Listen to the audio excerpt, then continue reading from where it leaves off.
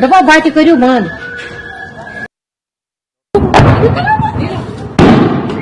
करू बात करू बाल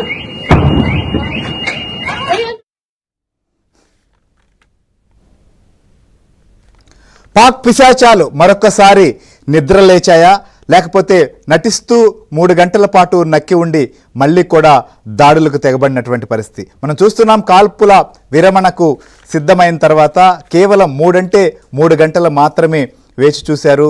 మా 3 గంటల తర్వాత తమ యొక్క నిజ స్వరూపాన్ని, దొంగ బుద్ధిని, వక్ర వైఖరిని కూడా పాకిస్తాన్ బయటపెట్టింది. ఖచ్చితంగా పాకిస్తాన్ ప్రభుత్వం, భారత ప్రభుత్వం ఏదైతే తమతో ప్రస్తుతం జరుగుతున్న ఉద్రిక్తతలను లేదా కాల్పుల విరమణకు వారు యుఎస్ కావచ్చు ఇతర దేశాలను కూడా ప్రాధేయపడ్డారు. ఈ నేపథ్యంలోనే అమెరికా అలానే యూరోపియన్ యూనియన్ ఇలా చాలా దేశాలకు సంబంధించినటువంటి వారు కూడా భారత ప్రభుత్వంతో చర్చలు జరిపాయి. ఖచ్చితంగా ప్రస్తుతం ఉన్నటువంటి ఉద్రిక్తతలను తగ్గించాలని చెప్పి రిక్వెస్ట్ చేశాయి. పాకిస్తాన్ అభ్యర్థనతో ఆయా దేశాలు రంగప్రవేశం చేసి భారత్ను కూడా కోరడం జరిగింది. సో ఇలాంటి తరుణంలోనే భారత ప్రభుత్వం ఖచ్చితంగా అందరి అభిప్రాయాలను కూడా గౌరవించి తాత్కాలికంగా కాల్పుల విరమణకు ఫుల్ స్టాప్ పెట్టింది. దీనిపైన ఈ నెల 12న చర్చలకు సిద్ధమైనటువంటి పరిస్థితి. ఈ నేపథ్యంలో ఇక ప్రశాంతమైనటువంటి పరిస్థితులు ఉంటాయని చెప్పి ఇటు కాశ్మీర్ నుంచి కన్యాకుమారి వరకు ప్రజలందరూ భావిస్తూ వచ్చారు.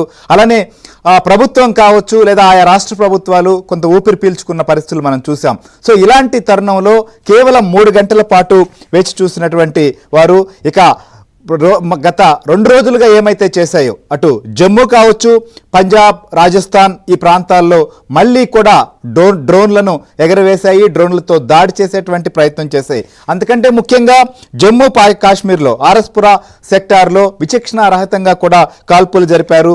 బీఎస్ఎఫ్ ఎస్ఐ ఇంతియాజ్ కూడా వీరమరణం పొందారు. సో ఈ సమయంలో ఈ టైంలో ఆపరేషన్ సింధూర్ను ఇక ఫుల్ స్టాప్ పెడదామని నిర్ణయంకి వచ్చిన తర్వాత ఈ రకమైనటువంటి దుశ్చర్యలకు కూడా పాల్పడినటువంటి పరిస్థితి. సో దీనిపైన మనం డిస్కస్ చేస్తాం. ఎందుకు ఈ పరిస్థితి వచ్చింది, ప్రభుత్వం ఏం చేయబోతోంది, ఇప్పుడు తక్షణ కర్తవ్యం ఏంటి, అంతర్జాతీయ సమాజం ముందు